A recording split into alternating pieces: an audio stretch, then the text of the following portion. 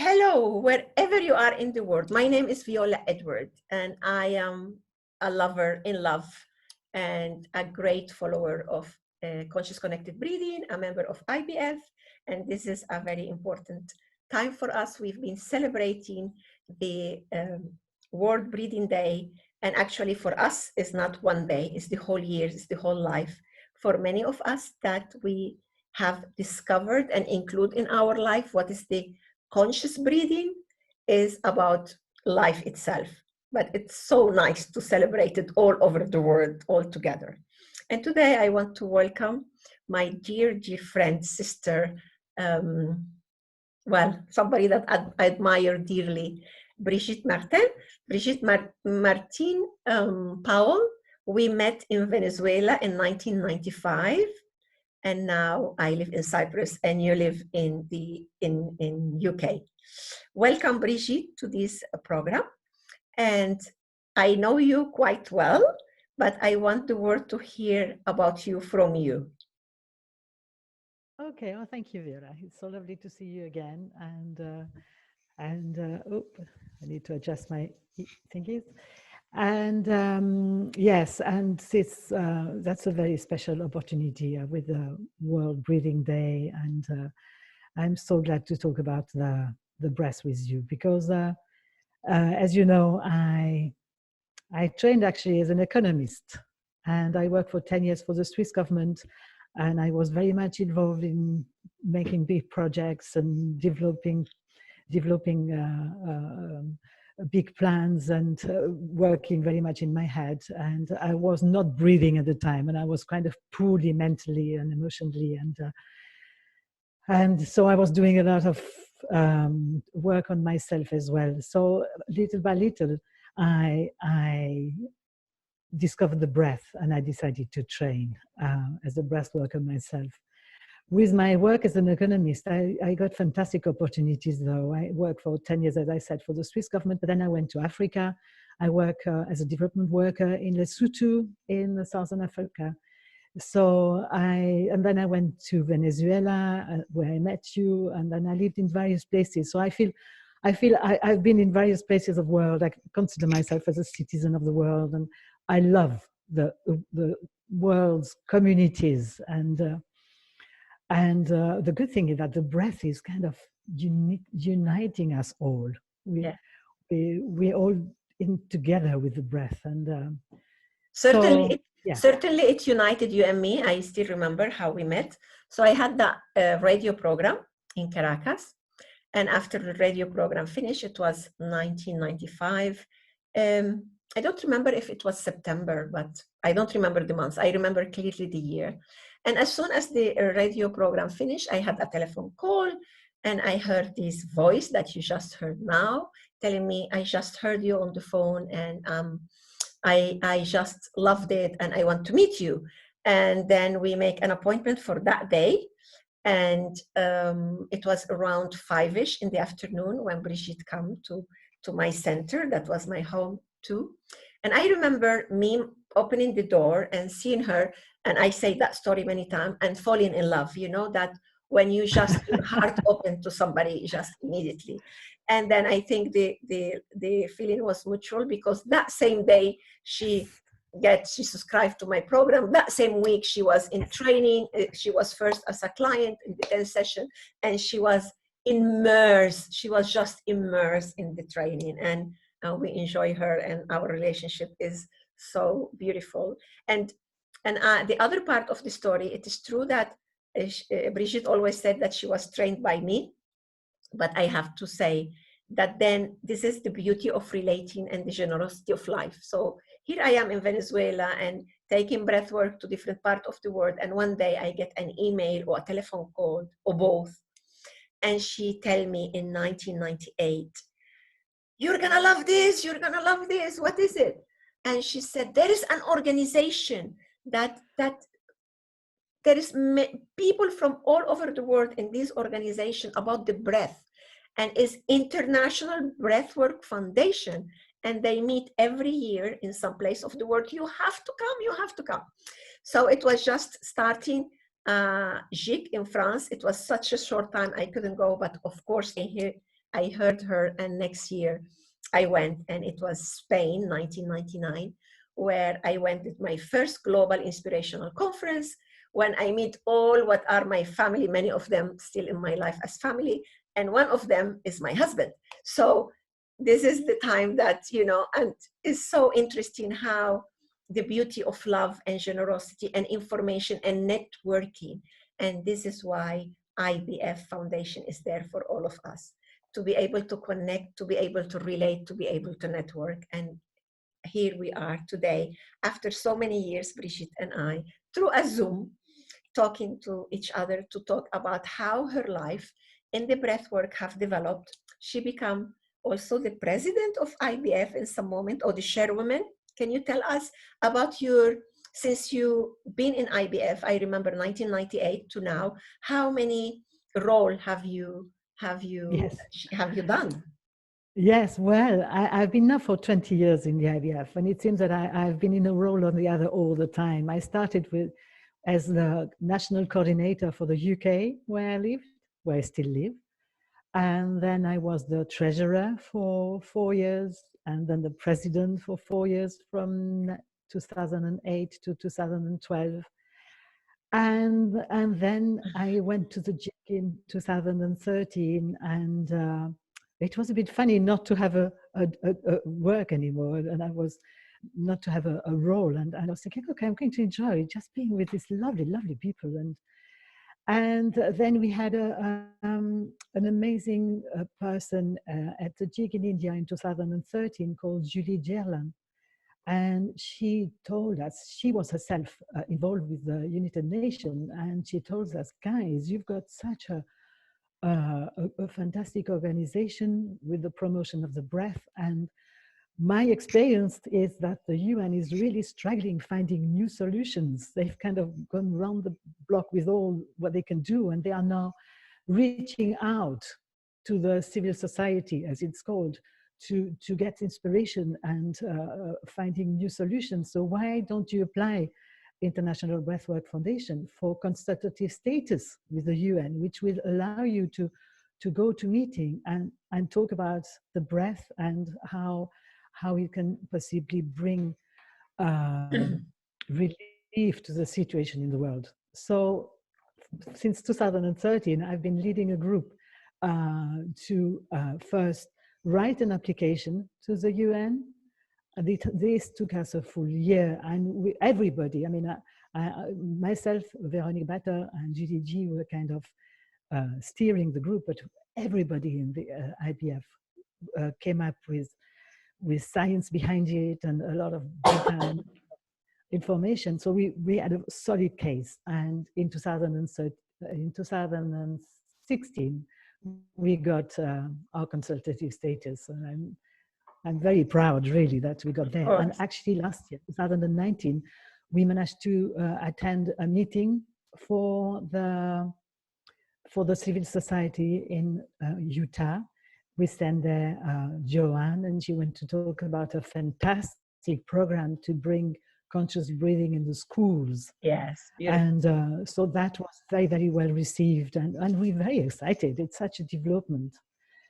And thanks to that, because before that, IBF was more like a network of people from all over the world, and where we met once a year and we had our conferences. But then we got so inspired by it's called the Sustainable Development Goals of the UN. Now, really, for 2030, a list of things that the UN want to have achieved in the world. And yes.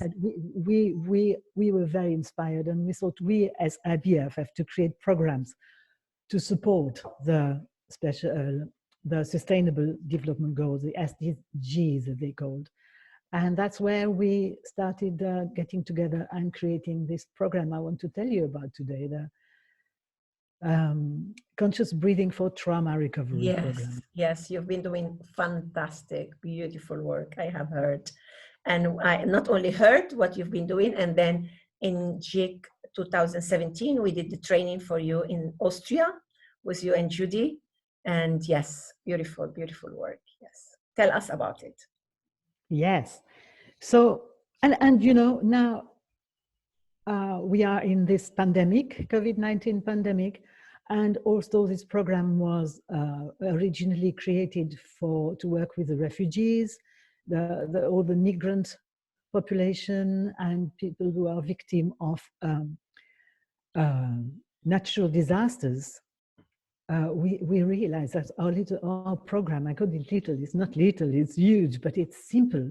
It's so simple and it's adaptable to everything. So it's actually very, very good for everybody in this situation of COVID-19 to take on this way of breathing that's so simple, and that has such an effect on our autonomous nervous system, and can really help us slow down and get hope again in this situation. So yes, it's fantastic as a tool for the refugees but it's very good for everybody right now. So that's I want to talk about the original tool, but also have a little exercise if we may, so that I can really show you this jewel.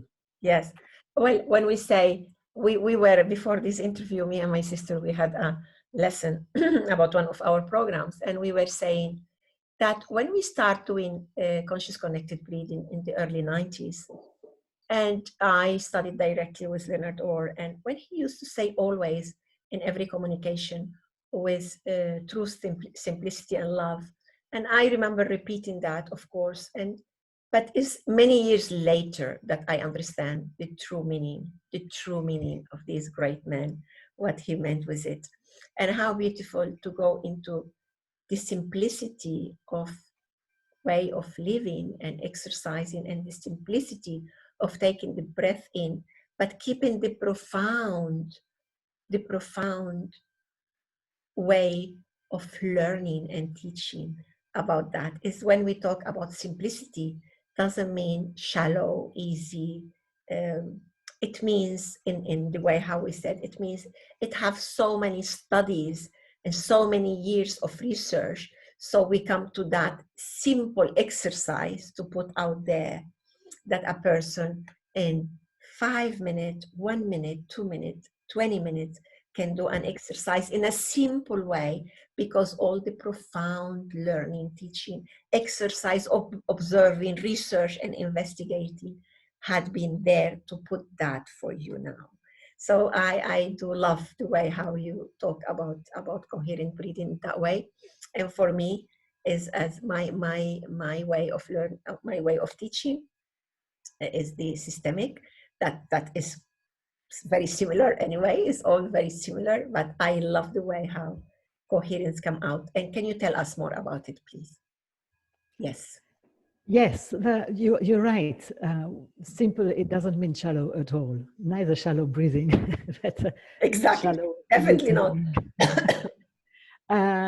It is now, we are in a special time because science has caught up with us. We breath workers, and knew even before me, we knew what the impact our breathing can have on our being. But now with science and the sophisticated tools, it's been possible to measure it. And one who has done that is Stephen Elliott, and he's developed something called coherent breathing.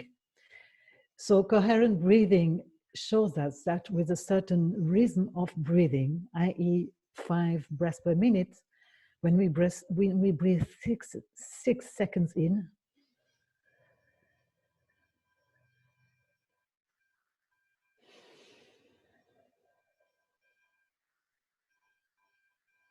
and 6, so we did 6 in inhale. Let's do it again, and I count, Brigitte. Do it again. Yes. I have to slow myself down, but yes. when okay, I was let's do it again. Do it, but I was just saying that it is kind of the optimal way of regulating the autonomic nervous system.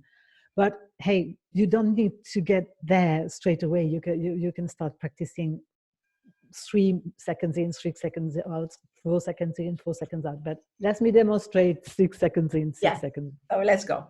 1, 2, 3, 4, 5, 6. 6, 5, 4, 3, 2, 1. And I want to add to that, that you can do it with your eyes open. Just remember that it's from the nose, and your eyes open, your eyes closed, as you wish. Yeah. So, yeah. Absolutely. I like to close my eyes and go within, but Yes. it's important also to feel safe. So sometimes one needs to open the eyes to know they're safe. Because, you know, another thing we learn with the conscious breathing is to use this everywhere, anywhere.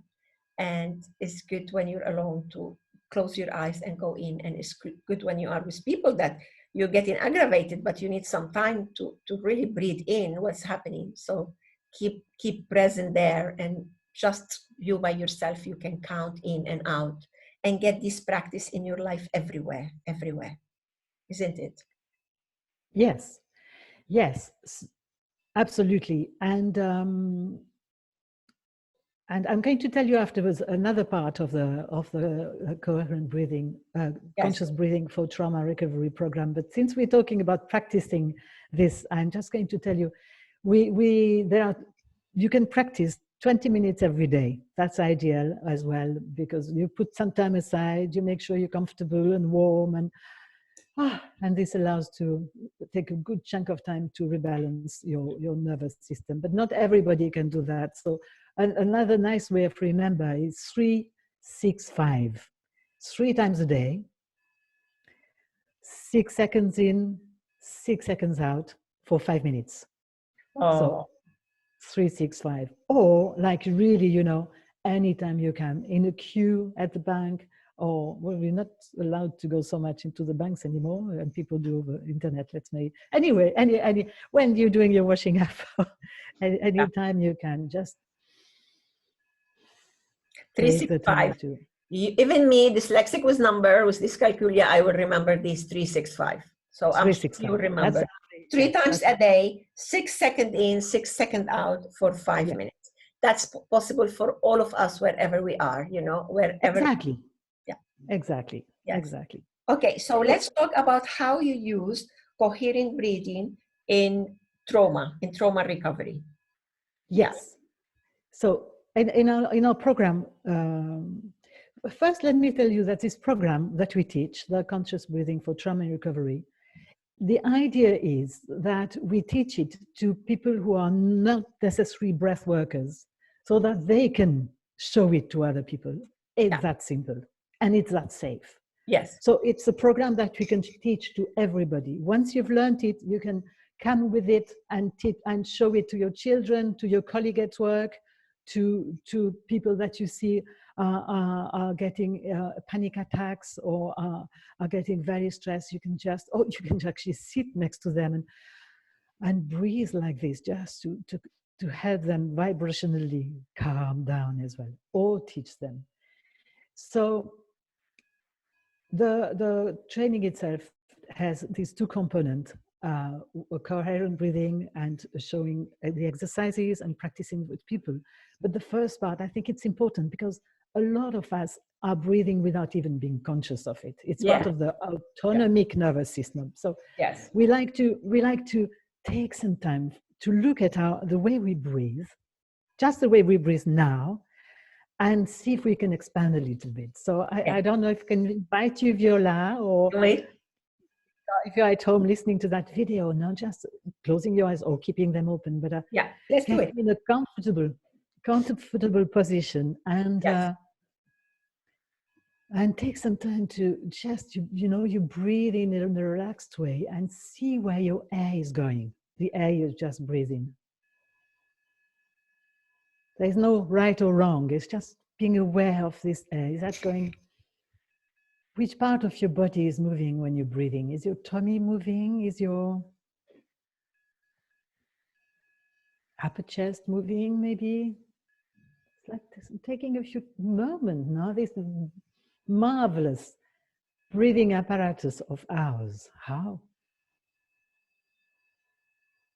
Just stopping to take some time to experience it. And at that stage, we can also count on our fingers how many seconds it takes to breathe in and how many seconds it takes to breathe out. without making a pause at the between the both, breathing in and breathing out, or breathing out and breathing in. So and we know that some people say 1, 2, 3, 4 very quick. So I learned a trick. You can say 1 rain, 2 rain, 3 rain, 4 rain. So, you know, to make it sure that really is a second, because some of us, we go very fast. Yeah. So yes, we can do that. 1 rain, do you say?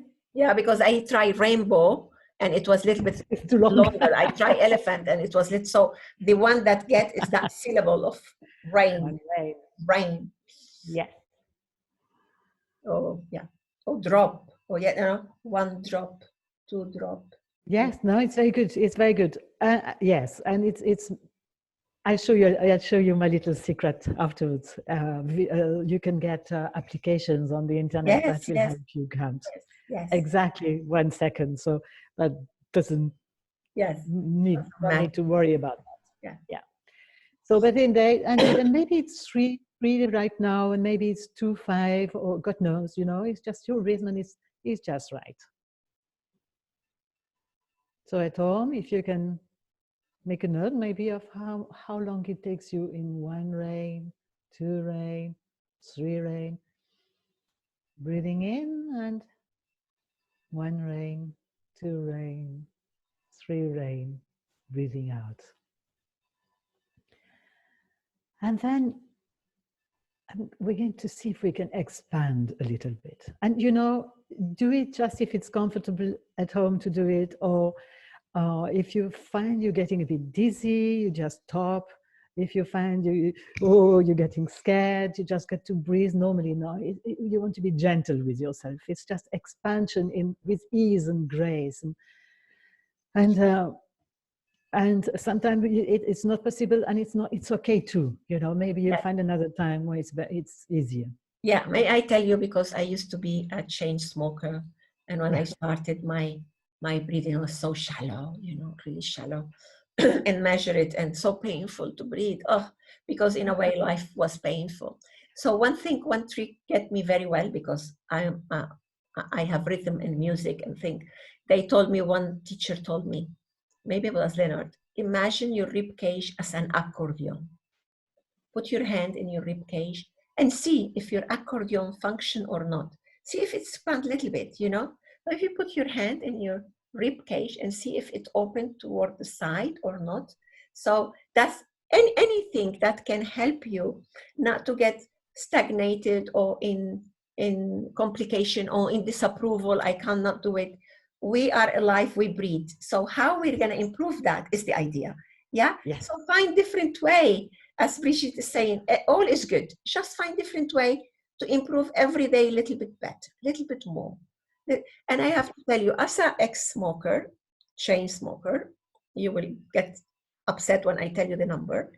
Oh. Maybe our breathing, even though after so many years, will not be as somebody who never smoked. Maybe if we have a lesion like me in the left lung, doesn't matter. The important thing that I'm alive and I breathe so much better than before. So please don't measure yourself, compare yourself with others. Just the best version of yourself every day. The best way. Yeah. Yes, absolutely. Yes. And exactly as you say it, and we can try it at home, is if we put our hands, on our rib cage. Yes. I don't know, like that. And so we press a little bit on the rib cage, and as we're breathing, I'm going to bust.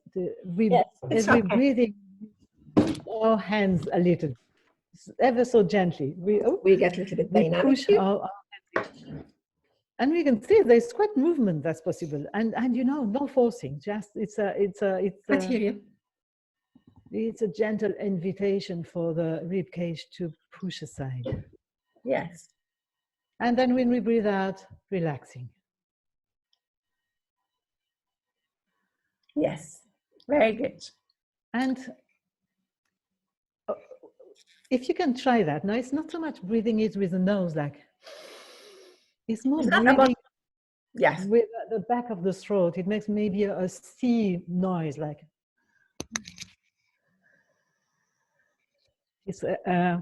it's kind of in yoga, they call it ujjayi. So it's a relaxed way of breathing from the back of the throat. Yes. It's a gentle, it doesn't make very much noise through the nostrils when you breathe. Okay. And so another place where you might want to expand your breathing is your behind the collarbone. So if you put your hand on the collarbones very gently,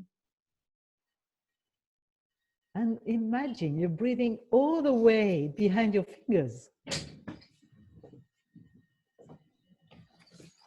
You know, maybe it's moving, maybe it's not moving, but it's interesting to invite you to go and try. Just yes, but also, Brigitte, I want to remind you. I know people will try, and I know how much you're in love with all this exercise. I want to remind you that we have a lot to cover today. So let's do this exercise. And yes. Yeah, good. So this is here where you can try. You can lean against the back of your chair and breathe into your back.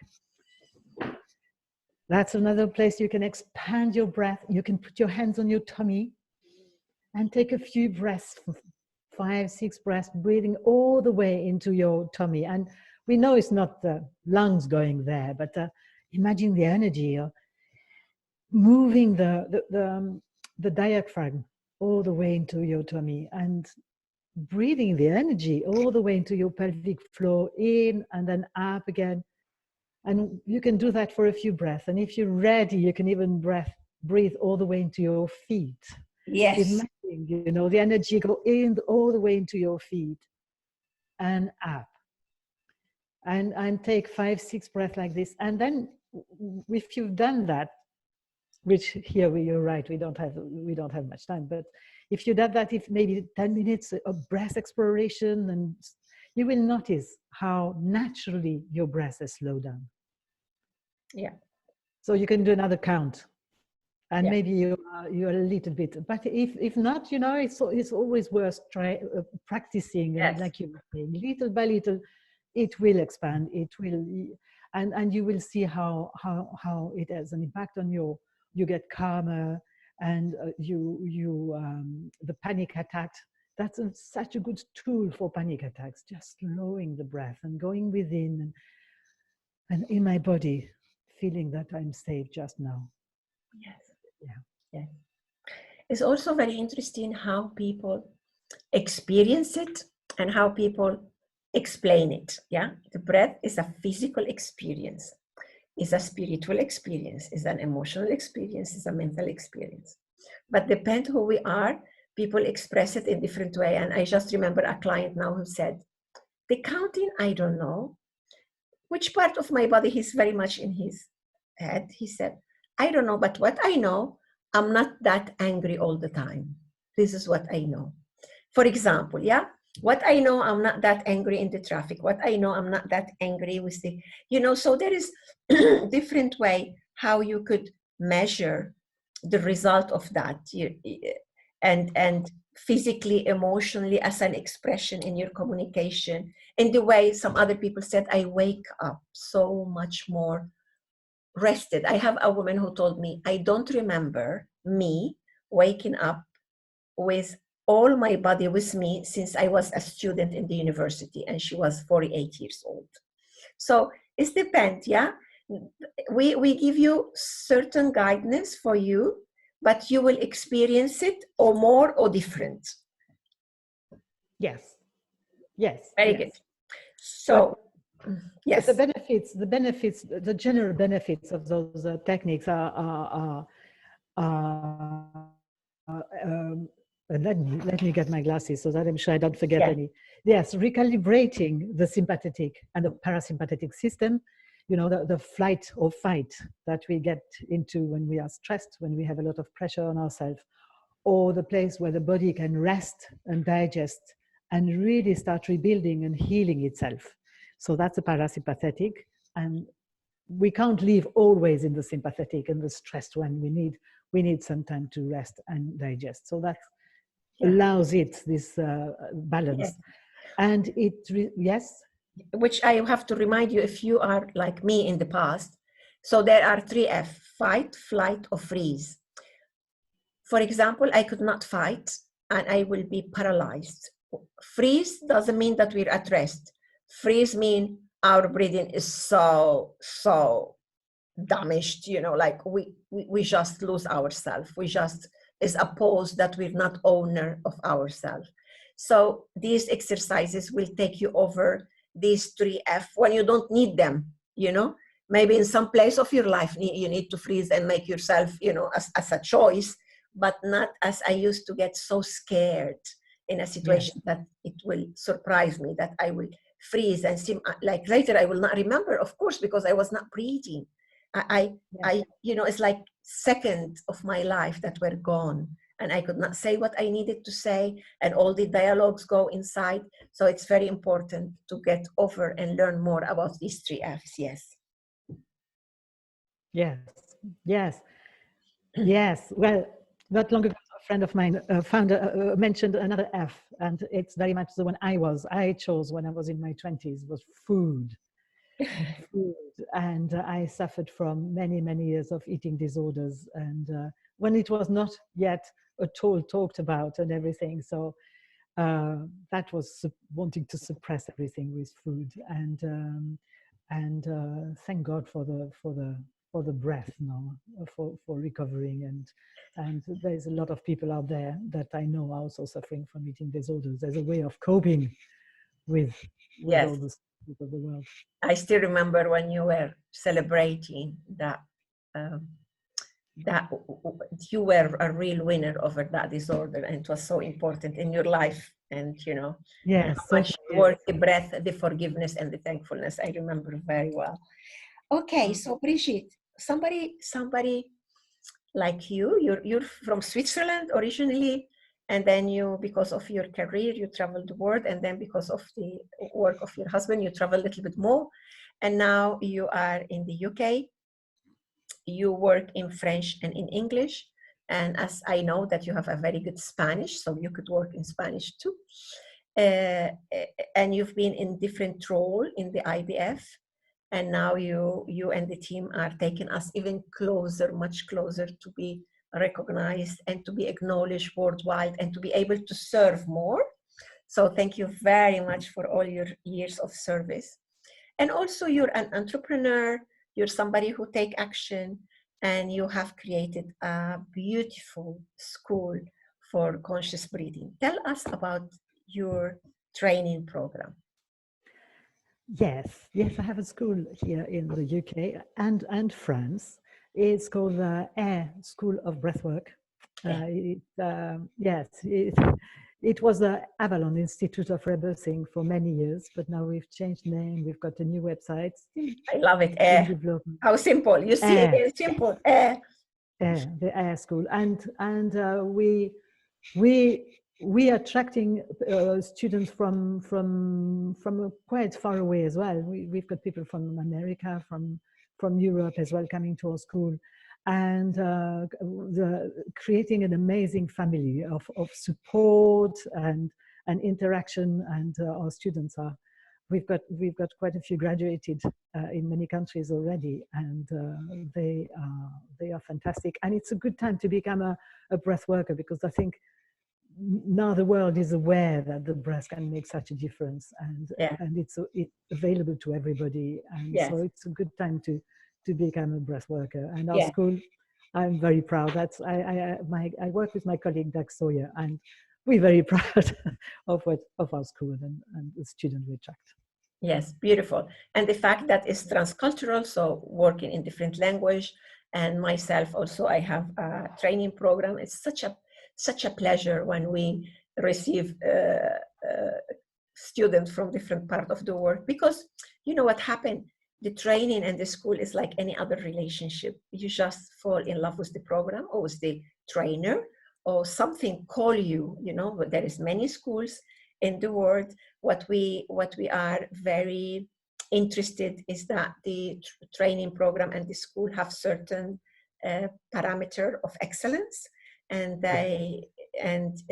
that's, and yours and mine are there in the alliance, and also there is some foundation, and that we can belong to as a practitioner, as a student, or as a trainer. and Brigitte and myself, we are in the UK one, which is a very important one, and is a very old one, and is one of the few who had achieved to be insured. We are insured as practitioner, as a breath worker, in my case, as a breath worker and as a psychotherapist. So it's I'm mentioning this for you because it's very important to know in your area which foundation or association is there and what it offers you. Even if you're not graduated yet, it's good for you to be there. And even if you are just a friend, you can become, because you're a client and you like the breath and the conscious breath and you want it to be in your community. So also you can be a supporter of this. Would you like to tell us about a different association in the world apart the IBF that you are involved with? Yes, well, we were keen to have a training program that was respecting a lot of what are the best in terms of ethics and also the content on the training. So yes, we've aligned ourselves with the guidelines that were established by the Global Professional Training Alliance. And that's the same, the IBF also took those guidelines. And like you say, working in the UK, it's very good to be linked with the British Rebirth Society, the first breathwork society that was created all these years ago. And so it gives really a status of professional breathwork. But breathwork becomes a profession really, yes, with a backup, and science is backing it up as well. So of course after the first one that our dear Leonard Orr created, International Rebirth, that he created in the United States at the beginning, from that many other creation had happened. Yes. So we belong to that one. So yes, and I think there are breathwork organization in other countries too, like there is one in France. So yeah. But yes. We were founder of the Asociación de Renacedores de Venezuela, that's still active. So yeah, this is very important because then it's about how to learn, how to network, and then the motto of the IBF, which is accepting, honoring, and opening a space for any expression of breath. That's the beauty about it. So when we meet once a year in some country, and it's like 7 days, isn't it? 7 days, 7 nights. Yes, it's 7 days. It's a full week. Beautiful that we are day after day, and there is some programs that already are set from before. But the other beautiful thing about the democratic way, how the IBF, circular democracy, how it works, is that we can be inspired, and there is space for us if we want to give a workshop when we are there, even though it was not approved, it was not a program from before. We just stand up and we say in public what we do, who we are, and what we're offering, and people choose if they want to come to us or not, and there is room already prepared for multiple work at the same time. Same thing with our AGM. You can tell us a little bit about it. And that was make me fall in love the first time I was in IBF in the GIC, is that as an individual, I have right to ask and to vote. Do you want to tell us a little bit about that? You've been a president and... Yes, well, the International Breathwork Foundation is really the place where you can meet from all these countries and learn from each other, and also present what you've developed to your colleagues and get them to know what you're doing, and it's really a fantastic platform. I as I said, I've been in the... We're in love. Yeah, we're in love. Yes. We're in love. But I've been in the IBF for 20 years, and I've been to 20 of those conferences. Oh my God, yes. Worldwide. I've been to Ecuador, I've been to Australia, Australia, Venezuela. In 2002, I was 2001. Yes, in Venezuela. In 2002, I was the organizer for Venezuela with my sister and Michael. Yes, and yes, you were, and I really take my hat down to the organizers that oh my God, yes, in such a Beautiful place of work, hard work, beautiful work. yeah, it's hard work. It's hard work. And Brigitte? well, Yeah. this year we were going to go to Sweden, and unfortunately, because of the COVID pandemic, it has been reported to next year. So there'll be an event, but it's being developed. I don't know exactly what it's going to be about. But I want to come back to the AGM that you were mentioning. The AGM sounds very formal and not interesting, but it's really a place where we all come and we start with a little attunement, and then we kind of channel the next step for organization. Yes. And everybody can speak their mind, and it often appears a bit chaotic, but in the end, chuk, chuk, chuk, chuk, it's always perfectly aligned to a beautiful solution. Sometimes yes. we elect our leaders through a process of family constellation, yeah. and it's just aligned itself. So it's an incredible way of experiencing how to lead a big organization in a different, alternative way, and it works. So we, as you can see, our audience, you have two people here that are in love with IVF, in love with the conscious breath, in love with the breath, in love with life. And I want to ask my darling Brigitte, my dearest sister here, you are a traveler, you are a mother, you are a wife, you are a social engaged entrepreneur. What's next for you? What is next? What's your inspiration going? Apart from what you told us from the UN, of course, that I'm very happy to join. And tell us. It's a very good question. That is a very good question. And I had actually made a space in my life starting from the beginning of April. For 3 months, I had asked for sabbatical from my various functions as a teacher, as a trainer, as a IBF UN leader, to do a pilgrimage, to walk from Canterbury to, this year I was not going to go to Rome, but the idea is to walk from Canterbury in the UK to Rome. And I wanted to do that to really, I'm at an age now where I thought, how am I going to do, what am I going to do with the 20 next year in my life? And so that was a place to really come back to myself and see what would develop from here. And I was a bit really shocked when suddenly said, no, you're staying home, you're not going on your pilgrimage.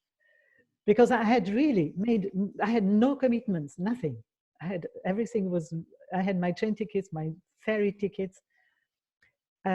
So now it looks like I'm not giving this thinking time or experiencing time to decide about the next steps. I'm having to create as I go. So maybe ask me again in 2 months' time. No, right now I'm in the moment. Yes. Well, I mean, I'm going to engage you with some more webinars and some things that how we can walk, what we're going to do, how we're going to walk and do a pilgrimage from the house to so many different houses in the world. I like that. Yes. We can do a program also only for that. How do we do that? How do we do that in that place of contemplation, in that place of really connecting in the here and the now, in contemplation, and from my home to your home? Wouldn't that be nice? I like that idea. Yeah. Well, Brigitte, thank you so much for this space, for your naturality, for your transparency, for your service, for me especially, for your friendship and your love. And now that I'm talking to you in Brigitte's house, there is a wall that there is photo of her family members, and I am in that wall. And then I remember when I went there and I saw, oh my God, I always felt that she took me in her family, but when I saw that, it's stick in my heart and in my feelings. And I thank you very much for your love and for your trust through the years, and is reciprocated. Admiration, love, inspiration, and And it's true that I have only one sister by blood, because my mom and dad spent very short time together. They will have many more, but I have many sisters around the world. And here I've been now with one of them, Brigitte, my darling spiritual sister. Both of us lovers and pioneers of the breath in the world, in different way how we can use the conscious breath, and at service in IBF. Thank you again for your time. And would you like to say anything else? I'm going to say goodbye here, and we're going to close with Brigitte's smile and words. Thank you, Viola. Thank you. Oh, it's been so great to be with you, and thank you for inviting me on this interview. And yes, I like the idea of walking from my home into people's home, and just connecting and doing what's called in the moment. And I invite people to breathe well and to be well, and yes, and maybe we all blessed somehow. We are. Yeah. And if people want to contact, well, if people want to contact you, yes, where they can. The IBF, the International Breathwork website is no, it's not, no more W. It's ibfbreathwork.org, ibfbreathwork.org. And here there's a page on conscious breathing for trauma recovery. So if you want to know more, you can contact me through that. My address for the IBF is Brigitte@ibfbreathwork.org. Otherwise, if you would like some information about the school, there's the School of Breathwork, or my email address is brigitte.martinpowell@hotmail.co.uk. Yes, and here she is. Thank you so much. And we'll be again with Brigitte very soon in some other subject or some other practices, or from my home to your home in pilgrimage. Bye-bye. Thank you so much, Viola. Bye-bye. Thank you. Celebrating all year long the conscious breathing. Bye-bye.